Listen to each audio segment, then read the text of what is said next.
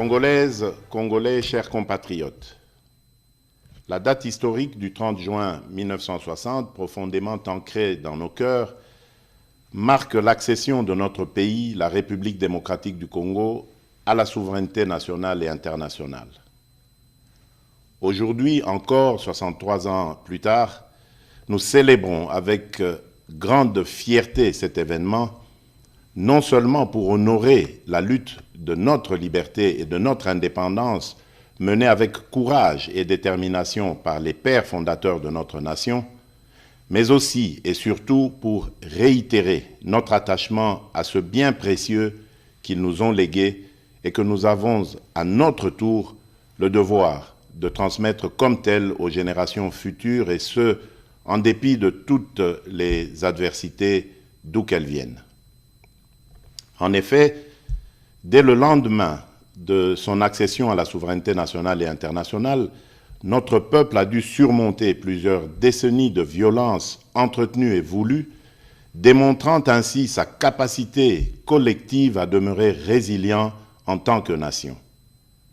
Ceci pour dire que l'indépendance est irrévocablement une valeur fondamentale de notre nation. Elle nous garantit la capacité à façonner notre propre destinée. Elle est une quête incessante de liberté, de dignité, de justice et de souveraineté. Elle constitue le socle de notre identité nationale, notre cohésion sociale, car elle nous permet de mettre en valeur notre culture, notre histoire et nos aspirations profondes. Il est vrai que cette année, la célébration de notre indépendance est teintée de tristesse car notre intégrité territoriale est menacée par une force d'occupation étrangère. Certains de nos compatriotes en ce moment précis à l'Est ne peuvent pas jouir de cette liberté que nous célébrons parce que victimes de l'oppression des agresseurs. Je tiens à leur exprimer toute notre compassion et à les assurer de notre détermination à œuvrer sans relâche pour leur libération certaine.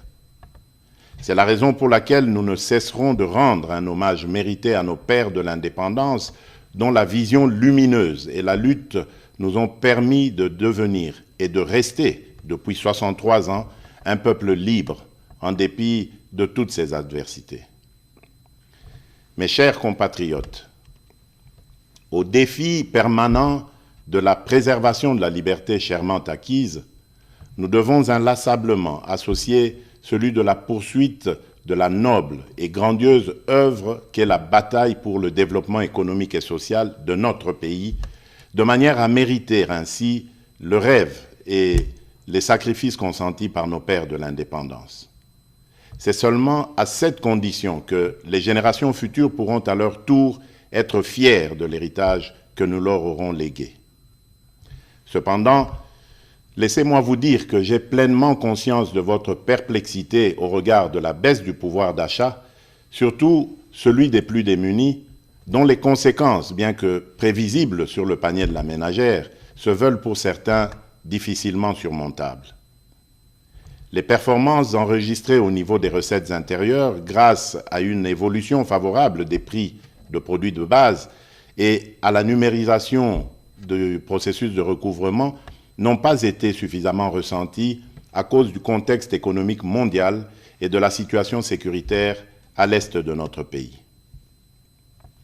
En effet, l'enlisement de la guerre en Ukraine, d'une part, a occasionné la hausse des prix mondiaux des commodités et des matières premières, de l'énergie et des produits de première nécessité, entraînant ainsi des pressions inflationnistes dans le pays et même au sein des économies les plus robustes du monde. Et d'autre part, la guerre à l'est du pays a provoqué une augmentation significative du volume des dépenses exceptionnelles dans le domaine de la sécurité en vue de garantir notre intégrité territoriale. Cependant, les perspectives à court et moyen terme demeurent favorables et stables.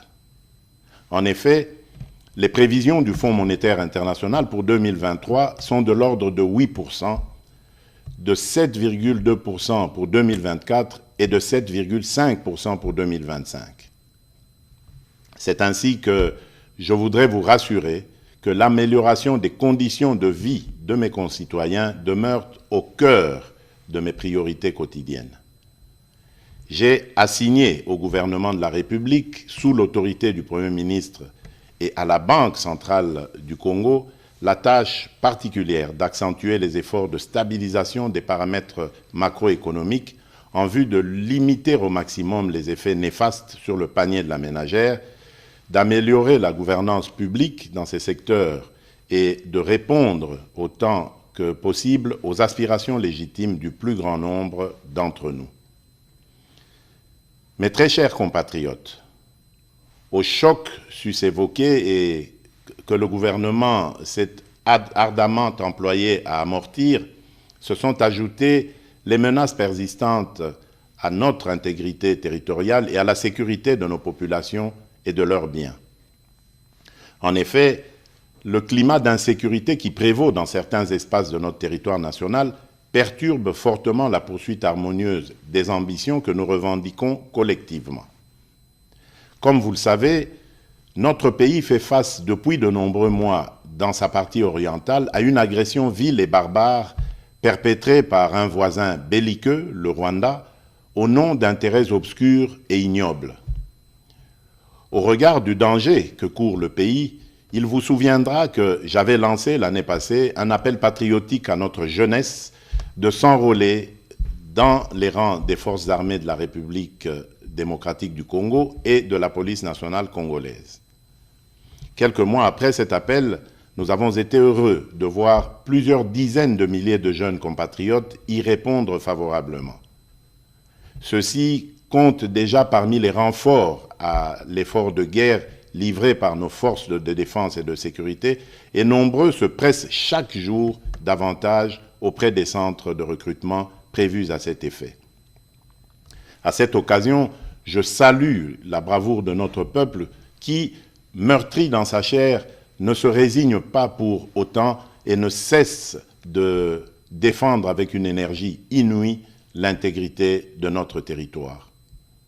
Je salue également les forces de défense et de sécurité qui s'emploient sans ménagement à mettre l'ennemi hors d'état de nuire en vue de permettre un retour rapide de la paix et de la stabilité indispensable pour notre développement. Soyez convaincus que ce combat que nous livrons au quotidien pour sauvegarder notre souveraineté et notre intégrité, nous le poursuivrons sans désemparer jusqu'à la victoire finale. Telle est et sera notre mission. Maintenant que se confirme la montée en puissance de nos forces de défense et de sécurité, j'encourage une fois de plus le gouvernement de la République de continuer à maintenir cet effort pour que toute aventure belliqueuse sur la terre de nos ancêtres soit suicidaire pour quiconque la tenterait. C'est ici l'occasion d'exprimer notre entière solidarité à toutes nos sœurs et à tous nos frères des territoires occupés par les terroristes du M23, lesquels frères et sœurs vivent présentement dans des conditions d'extrême précarité et dont la situation humanitaire n'a cessé de se dégrader à cause de leur éloignement forcé de leur milieu d'origine et des exactions subies. Je tiens à les rassurer que les nouvelles mesures arrêtées par le gouvernement, en plus de celles déjà prises sur le plan social, dans le sens de soulager un tant soit peu leur situation, sont en voie d'être mises en œuvre. Mes très chers compatriotes, cette célébration de l'accession à la souveraineté nationale et internationale vient aussi interpeller, en cette année 2023, notre devenir comme nation et la perception de notre construction du vivre ensemble et de la cohésion nationale.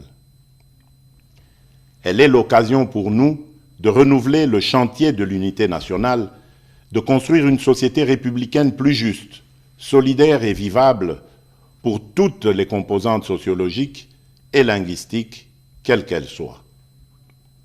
Le défi pour notre pays étant le dépassement des frontières ethniques, culturelles et linguistiques. Cela étant dit, je dénonce toute velléité tendant à opposer différentes communautés congolaises entre elles. Nous sommes un pays diversifié avec différentes cultures et langues. C'est en cela que réside tout le mystère de notre richesse en tant que peuple parmi tant d'autres sur cette planète. Nous devons célébrer cette diversité tout en travaillant ensemble pour l'atteinte de cet objectif commun qui est celui d'avancer notre pays dans l'unité et la cohésion nationale. Mes très chers compatriotes, l'année 2023 est aussi l'année des élections présidentielles, législatives, nationales et provinciales, mais aussi, pour la première fois, celle des élections locales.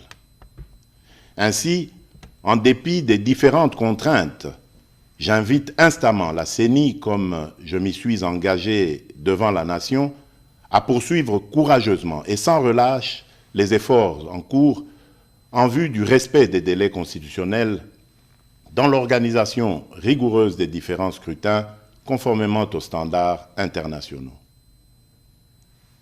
Au regard de l'évolution à ce jour des opérations électorales effectuées sur l'ensemble du pays, je félicite la CENI pour cette première partie du travail abattu dans le respect de sa feuille de route.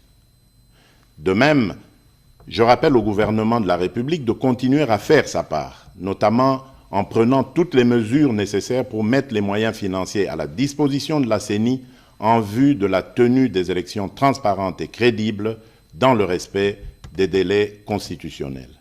En effet, ces élections donneront l'occasion aux vrais dépositaires de la légitimité populaire, c'est-à-dire le peuple congolais, de choisir librement celles et ceux qui seront appelés à assumer, pendant une période, la noble charge de la conduite des affaires de la nation au plan national ou local, dans l'intérêt général.